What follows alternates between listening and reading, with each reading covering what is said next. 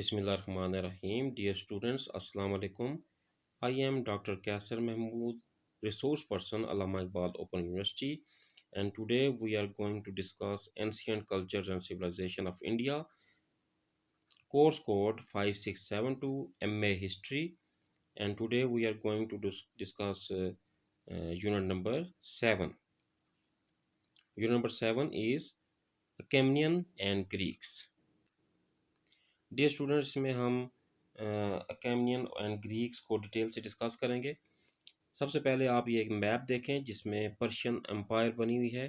ये सारी Persian empire है जो अकेमियन की जो डायनास्टी है उसको ये रिप्रेजेंट करती है।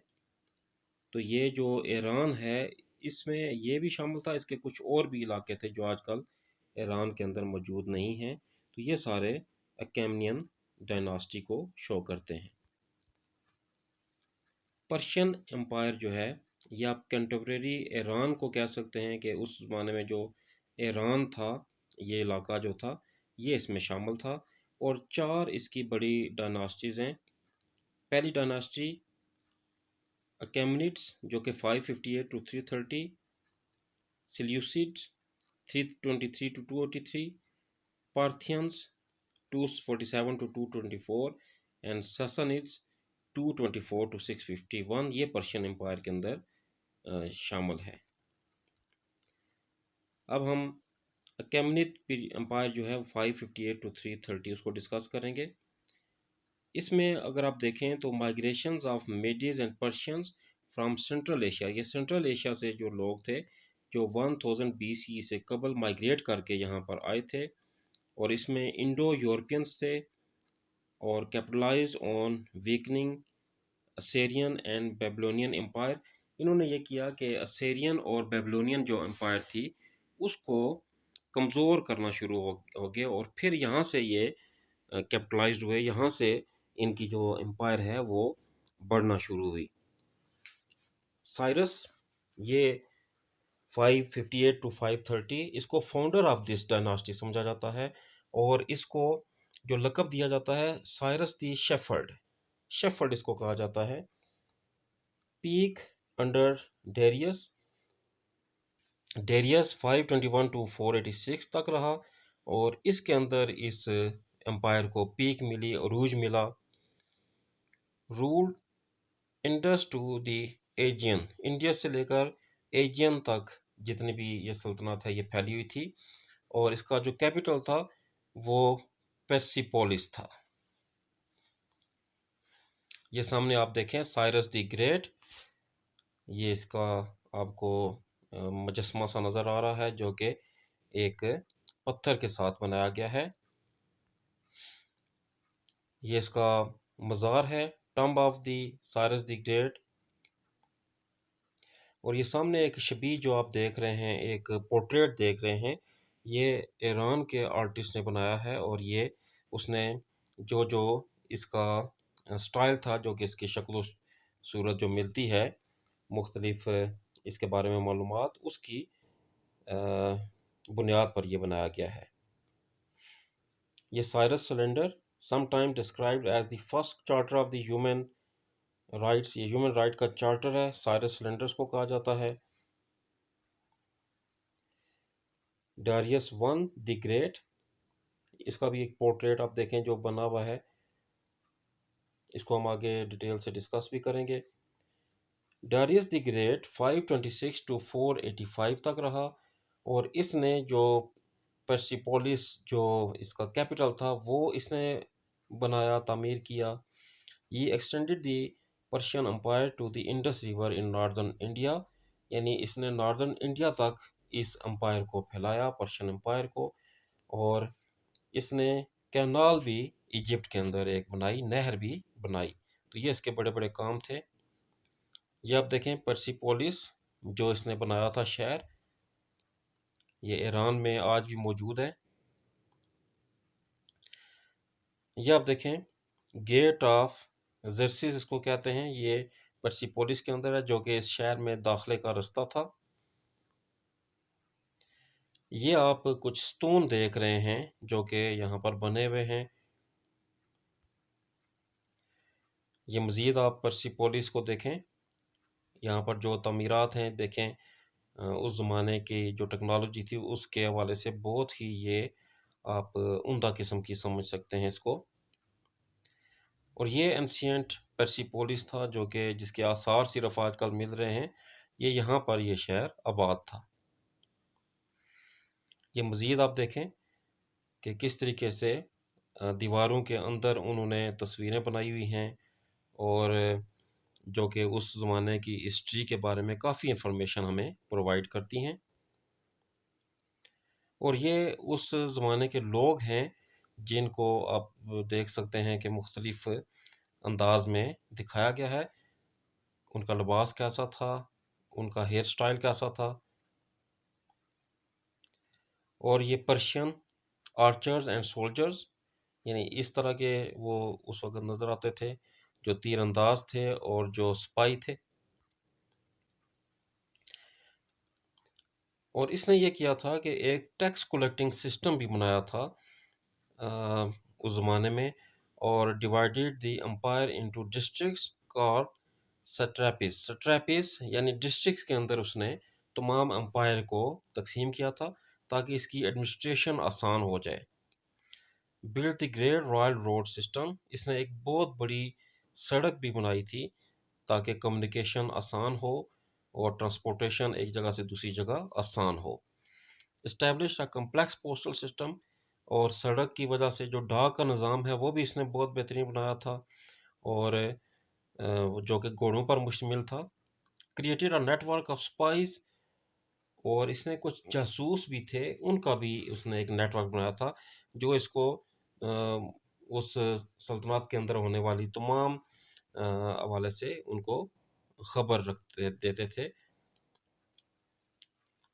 कम्युनिटी एडमिनिस्ट्रेशन, सट्रैपिस यानी जो छोटे छोटे आप कह सकते हैं डिस्ट्रिक्ट से, ये 23 एडमिनिस्ट्रेटिव डिवीजन्स थी पूरे एम्पायर के अंदर। और ये पर्शियन थे, लेकिन जो ज़्यादातर स्टाफ था प्रिंसिपली लोकल था। System of spice, surprise audit होते थे, यानी जासूस भी थे, फिर सरप्राइज ऑडिट करते थे टैक्स के हवाले से और इस तरह इकॉनमी के मुख्तलिफ हवाले से, ताकि लोग जो हैं वो किसी किस्म की हेरा फेरी ना कर सकें। Minimize possibilities of local rebellion, और इन्होंने इतने छोटी छोटी एडमिनिस्ट्रेशंस के अंदर जब सल्तनत को तकसीम किया तो उससे जो लोकल रेबिलियन थी, बगावतें थीं, उनका कला कमा हो गया, वो बहुत कम हो गई। Standardize currency for taxation purposes, और टैक्स के लिए उन्होंने जो करेंसी का निज़ाम है वो भी स्टैंडर्डाइज कर दिया, पूरे मुल्क में एक ही करेंसी थी। और massive road building, courier service, road building भी बहुत इन्होंने की, काफ़ी रोड्स बनाई। और इस तरीके से कोरियर सर्विस यानी मुख्तलिफ अशिया को एक जगह से दूसरी जगह पहुंचाना, वो भी इनके यहाँ बहुत अच्छा सिस्टम था। टेक्नोलॉजीज़ जो उस ज़माने में इस्तेमाल होती थी, कनात सिस्टम, ये सिस्टम ऑफ अंडरग्राउंड कैनाल्स थी, यानी ज़ेर ज़मीन नहरें थीं। ये इसलिए किया जाता था कि avoided excessive loss to evaporation, के पानी बुखारात बनकर बहुत ज़्यादा ज़ाया ना हो। System began in Persia but spread throughout the world, ये पर्शिया के अंदर ये शुरू हुआ और फिर पूरी दुनिया में फैल गया। हमारे यहाँ आजकल बलूचिस्तान के अंदर भी ये सिस्टम इस्तेमाल होता है जिसको कारेज़ कहा जाता है, जो कि कवर्ड नालियाँ होती हैं जो कि पानी को एक जगह से दूसरी जगह लेकर जाती हैं। एक्सटेंसिव रोड बिल्डिंग, बहुत ज़्यादा रोड का इन्होंने नेटवर्क फैला दिया था, जिसमें पर्शियन रॉयल रोड है जो कि 1600 मीटर माइल्स जो है ये लंबी है, और काफ़ी सारा इसका हिस्सा पाव्ड है, यानी उसके ऊपर आप कह सकते हैं कि फर्श बिछा हुआ है। कोरियर सर्विस की इनकी बहुत शानदार थी। ये वो सिस्टम है जिसको कनात सिस्टम कहते हैं, कि ये सबसे पहले मदर वेल देखें, जो बड़ा कुआं है, the main water source for the qanat. फिर आगे एक्सेस शाफ्ट है, permits access to the qanat channels for construction and maintenance, इसकी कंस्ट्रक्शन और मेंटेनेंस यहाँ से की जाती थी। फिर कनात वाटर चैनल, यानी यहाँ से पानी ये जाता था। ये आगे आउटलेट है जहाँ से ये पानी बाहर निकलता था, और यहाँ से फिर इरिगेटेड लैंड को डिस्ट्रीब्यूट किया जाता था। तो ये इनका सिस्टम था जिसमें पानी के रिजर्वायर्स उसको ज़ेर ज़मीन रखा जाता था ताकि पानी इवापरेट होकर बुखारात बनकर उड़ ना जाए। ये देखें wind tower and qanat use for cooling, इसको ठंडक के लिए भी इस्तेमाल किया जाता था कि हॉट एयर जो है अंदर दाखिल की जाती थी और फिर आप देखें दूसरी तरफ से ठंडी हवा जो है वो ये कनात के पानी के साथ टकरा कर जब वापस आती थी तो ठंडी हवा ऊपर आती थी। तो ये कूलिंग सिस्टम भी इन्होंने बनाया था इस तरीके से। By 400 BC, Persian engineers had already mastered the technique of storing ice. ये आप देख रहे हैं, ये एक मिट्टी का बहुत बड़ा एक गुंबद सा नज़र आ रहा है। इसमें बर्फ़ को महफूज किया जाता था। In the middle of the summer, in the desert, in naturally cooled refrigerator called यकचल। आइस पिट्स बनाने के लिए यकचल, ये कैसे आप कह सकते हैं कि आइस को स्टोर करके ये सर्दियों में सहरा के अंदर भी ठंडी हवा के मज़े लेने के लिए ये बनाया जाता था और इसको भी कनात के सिस्टम के साथ जोड़ा जाता था ताकि ये इसके अंदर जो बर्फ़ है वो उसकी ठंडक बरकरार रहे। ये आप देखें रेड कलर में जो रोड नज़र आ रही है ये पर्शियन रॉयल रोड है जो कि देखें 1600 माइल तक ये फैली हुई थी। अब हम आते हैं इसकी डिक्लाइन को डिस्कस करते हैं।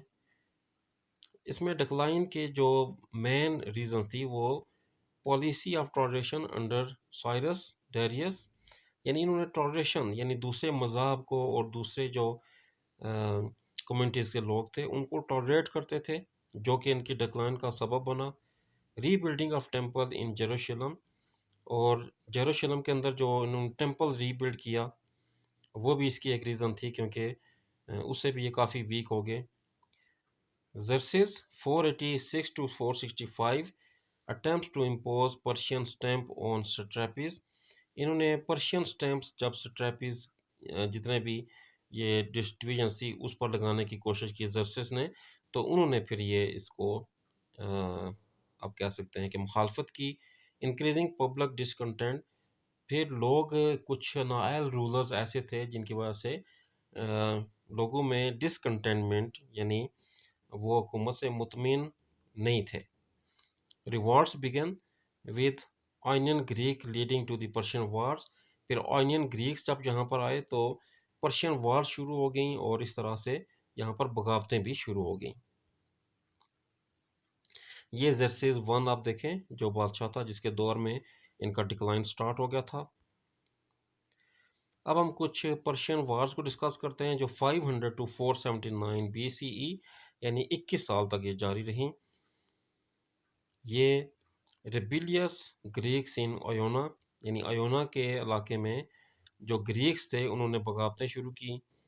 फिर पेनिनसुलर ग्रीक्स ज्वाइन इन, फिर जो ग्रीक पेंसिल्वेनिया था उसके जो ग्रीक्स थे वो भी यहाँ पर शामिल हो गए।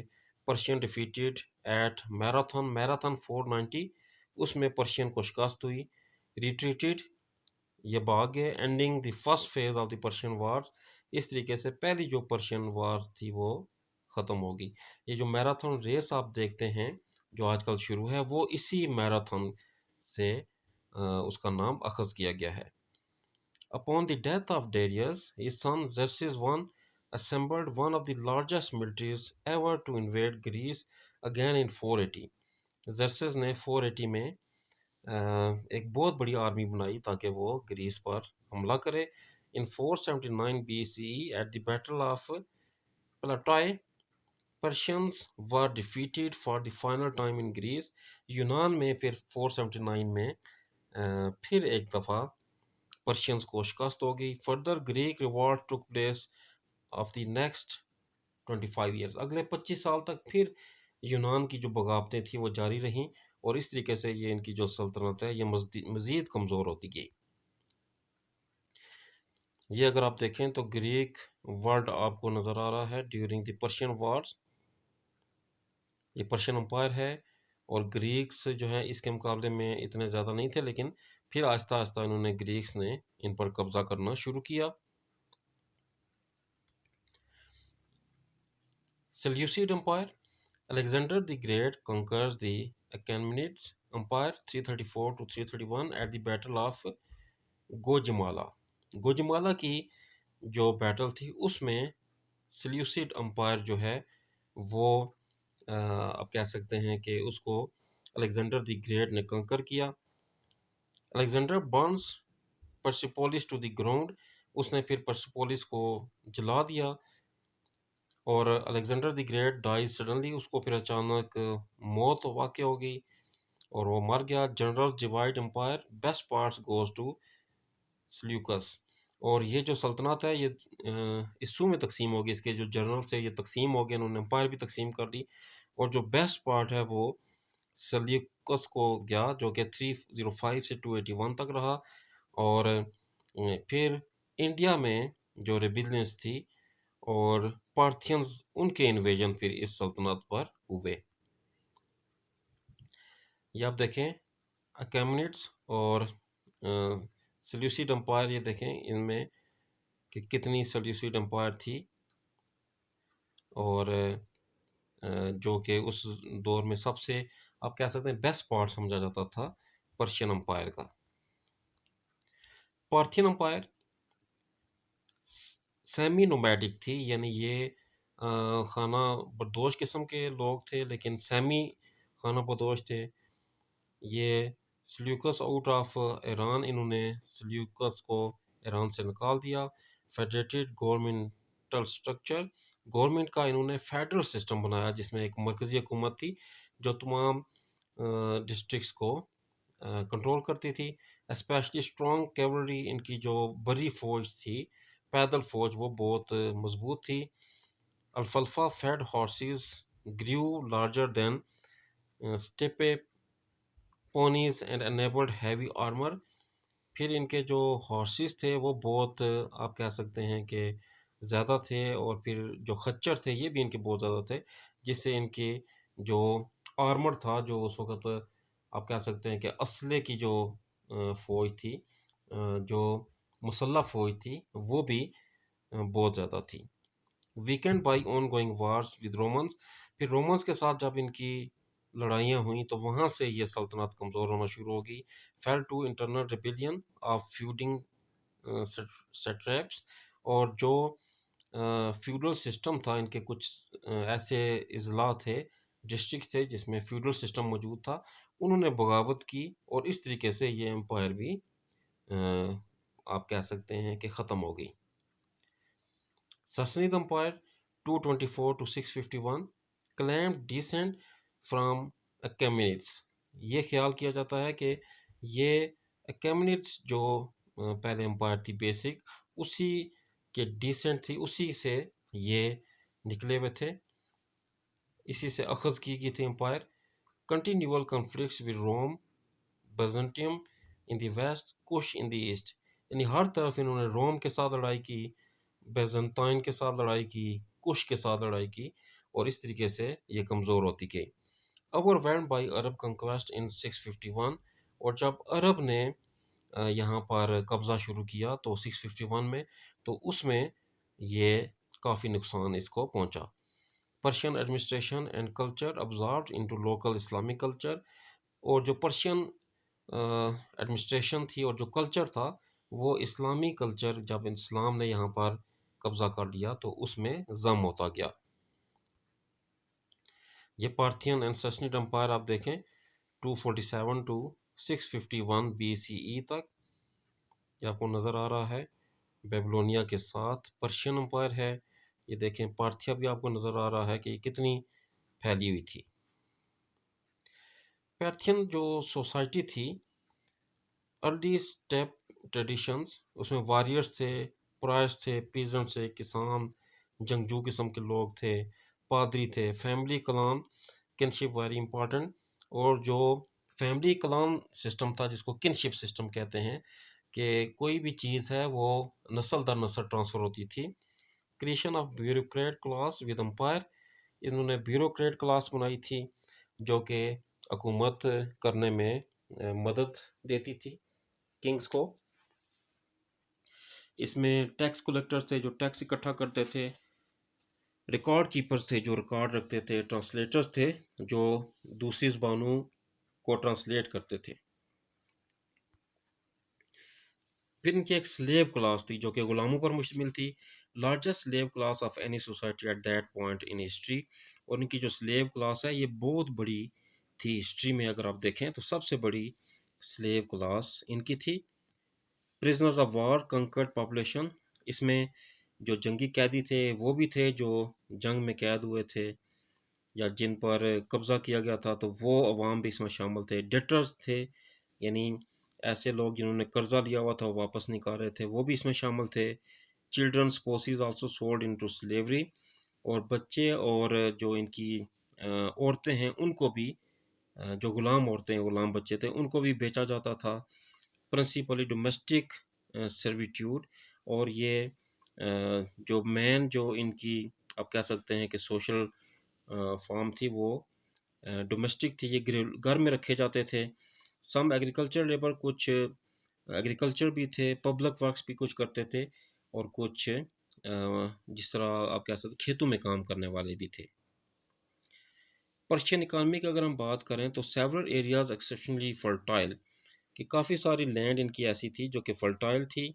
Long distance trade benefits from Persian road building, जब इन्होंने रोड बनाई जो जिसको रॉयल रोड कहा जाता है, तो इनकी जो तिजारत है वो भी फैल गई, दूर दूर तक ये तिजारत करना उन्होंने शुरू कर दी, जिससे इनकी इकानमी को बहुत फ़ायदा पहुंचा। Goods from India specially valued, और इंडिया से ख़ास तौर पर इनकी तिजारत होती थी, और इंडिया से जो सामान आता था उसको बहुत अच्छी नज़र से देखा जाता था, उसकी बहुत कदर कीमत होती थी। Each reason provided a variety of finished and raw goods, और जितने भी रीजन्स थे पर्शियन एम्पायर के अंदर, हर रीजन काफ़ी सारी चीज़ें ऐसी थीं जिसमें फिनिश प्रोडक्ट भी थी, रॉ यानी खाम माल भी था, तो वो प्रोवाइड करता था। Coin money from the Lydian री एनफोर्स्ड इकानमी, फिर इनकी जो करेंसी थी वो सिक्कों की शक्ल में थी, और उसने भी इकानमी को बहुत ज़्यादा बढ़ावा दिया। अब हम आते हैं ज़ोरोस्ट्रियनिज़्म, ये मज़हब है जो जिसने इसको मुतासर किया। Early Aryans influences on Persian religious traditions, जो अर्ली आर्यंस थे उन्होंने पर्शियन जो रिलीजियस ट्रेडिशन थे उनको बहुत ज़्यादा इन्फ्लुएंस किया, बहुत ज़्यादा तब्दीलियाँ इनके अंदर पैदा हुई। ज़रथुस्ट्रा जो था ये late seventh early six BC में यह था, और ये prophet of Ahura Mazda against Angra Mainyu, यानी ये अहूरा मजदा जो था ये इसका प्रॉफिट समझा जाता था इस मज़हब का। और priest of Zarathustra known as Magi, Zarathustra जो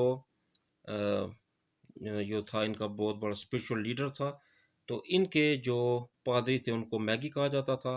oral teachings until Sassanid period compose Gathas, और ये ज़ुबानी तालीमात देते थे जिनको गाताज कहा जाता था, और ये उस वक्त तक जारी रहीं जब तक ससनिद यहाँ पर एम्पायर नहीं आई। ये ज़राथुस्ट्रा आप देखें, ज़ोरोस्टर जिसको कहा जाता है, जिसने ज़ोरोस्ट्रिज्म जो है इसका मज़हब तख्लीक किया था, और इसका ये बिलीव था कि good thoughts good deeds good words, कि आदमी सोचे भी अच्छा, फिर काम भी अच्छे करे और बोले भी अच्छा, यानी इसको ट्री ऑफ लाइफ वो समझता था। Dualistic battle of good and evil, और ये कहता था कि ये जो इंसान की जो लड़ाई है ये ईवल के साथ है, शैतान, यानी इंसान को उसने अच्छाई और शैतान को उसने बुराई का सिंबल बनाया। और यहूरा मजदा जो था इसको एक होली स्पिरिट समझे थे, और ahriman जो शैतान था उसको ahriman या डिस्ट्रक्टिव स्पिरिट, ऐसी स्पिरिट जो तबाहकुन स्पिरिट थी जो लोगों को सीधे रास्ते से भटकाती थी, उसके बराबर ख्याल किया जाता था। ये बुक ऑफ लॉ इनकी देखें, ये सैक्रेड फायर है, ये आग जलाते हैं, और ये कहा जाता है कि ये आग जो है हर वक्त जलाए रखनी चाहिए क्योंकि ये बुराई से बचाती है। अब हम देखते हैं fortunes of Zoroastrianism under Alexander massacre of Magi, यानी काफ़ी जो इस मज़हब के जो पादरी थे उसका बहुत आप समझ लें कि अलेक्जेंडर के दौर में, सिकंदर आज़म के दौर में कत्ले आम हुआ, और उससे काफ़ी सारे इनके जो टेम्पल्स थे, जो मजहबी इबादत गाहें थीं, उनको जला दिया गया। वीक पार्थियन सपोर्ट, फिर पार्थियन जो कि इस मज़हब के पैरोकार थे, उनकी तरफ से भी कोई सपोर्ट इनको नहीं मिली। Major revival under Sassanid, maltreatment of non Zoroastrian. और जो सेसनिद जब एम्पायर यहाँ पर आई तो उसमें इनका रिवाइवल हुआ, क्योंकि उस दौर में जो इस मज़हब के से तल्लुक़ रखने वाले लोग नहीं थे, उनको बहुत ज़्यादा उनके साथ अच्छे तरीके से पेश नहीं आया जाता था। डिस्क्रिमिनेशन अंडर इस्लाम, और इस्लाम में भी इस मज़हब के जो मानने वाले थे उसको डिस्क्रिमिनेट किया गया, उनको फ़र्क किया गया। ये आप देखें ज़ोरोस्ट्रियनिज़्म का मज़हब जो है वो कितना फैल चुका था, और ये जितने भी इलाके आपको सामने नज़र आ रहे हैं, तो ये सारे पर्शियन एरिया में ये मज़हब फैल रहा था। फरावार और गार्डियन स्पिरिट, जिसको होली स्पिरिट भी कहा जाता है, ये सामने इसका सिंबल आपको नज़र आ रहा है। Depiction of the human soul before birth and after death, और ये बताया जा रहा है कि इंसान की जो रूह है वो पैदाइश से पहले और जो मौत के बाद वो किस तरीके से ट्रैवल करती है और किस तरह की होती है। इसके अलावा और हम रिलीजियस ग्रुप्स को डिस्कस करते हैं जो कि पर्शियन एम्पायर के अंदर मौजूद थे। Judaism, Christianity, Islam, later influenced by Zoroastrianism, यानी ये मज़ाहब थे। Omnipotent god responsible for creation of all, यानी एक ऐसा खुदा जो कि तमाम चीज़ों का खालिक है, वो इसमें उसका नज़रिया शामिल था। डुअलिज़्म के दो रूहें होती हैं। डुअलिज़्म का मतलब यह है अच्छी रूह, बुरी रूह, जिसको good will prevails over evil, और जो अच्छी ख्वाहिश है या अच्छी जो विल है वो इवल विल को काबू कर लेती है। Humans must strive for good, और इसी वजह से इंसान को अच्छाई की तलाश में रहना चाहिए। फॉलोड बाय जजमेंट, रिवार्ड और पनिशमेंट, क्योंकि आखिर में जो जजमेंट का टाइम आएगा तो इंसान को फिर इसका रिवार्ड मिलेगा। अगर वो गुड विल नहीं करता, इवल विल की तरफ चला जाता है, तो फिर इसको पनिशमेंट भी मिलेगी। Major Mesopotamian communities of Jews, ये भी इसमें आ चुके थे। यहूदी भी आ चुके थे जो इराक़ की मुख्तलिफ़ कम्युनिटीज़ थीं। कंपोजिशन ऑफ टैलमड, फिर टैलमड जो है ये 500 BC के अंदर बना था। इसके भी कुछ पैरोकार थे। फिर कॉन्स्टिट्यूशन ऑफ जुडाइज़्म, जुडाइज़्म के कॉन्स्टिट्यूशन जब आया तो उसके भी काफ़ी पैरोकार यहाँ पर मौजूद थे। फिर बुद्धिज़्म की बात हम करेंगे। क्रिश्चियनिटी, ये भी इस वक्त बहुत ज़्यादा फ्लोरिश कर रहा था। तो डियर स्टूडेंट्स, आज का ये हमारा टॉपिक था जिसमें हमने फ़िलासफ़िकल एंड रिलीजियस व्यूज़ देखे इस दौर में, और इसमें हमने बाकी जो अकैमिनिड्स, उनकी हिस्ट्री भी देखी कि वो कहाँ-कहाँ पर रूल करते थे। फिर हमने देखा कि ये किस तरीके से राइज़ हुए, और कौन-कौन से इनके जो रूलर्स थे जो जिनमें ये जो एम्पायर थी ये मज़बूत हुई, और कौन-कौन से रूलर्स थे जिनकी गलत पॉलिसियों की वजह से ये एम्पायर जो है ये कमज़ोर होती गई। तो डियर स्टूडेंट्स, इस गुज़ारिश के साथ कि आप इस वीडियो को ख़ुद भी देखें, इसको शेयर भी करें अपने दोस्तों के साथ जो एमए हिस्ट्री कर रहे हैं, ताकि उनका भी फ़ायदा हो, और आप इस चैनल को सब्सक्राइब भी करें ताकि हम इस तरह के मज़ीद अच्छे वीडियोज़ आपकी तरफ बनाकर भेजें। और भी कोर्सेज़ आपके हैं उनके भी वीडियोज़ हम लॉन्च करें, ताकि आप अच्छे तरीके से एमए हिस्ट्री की प्रिपरेशन कर सकें। तो इसके साथ ही नेक्स्ट लेक्चर तक के लिए हम आपसे इजाज़त चाहते हैं। खुदा हाफिज़।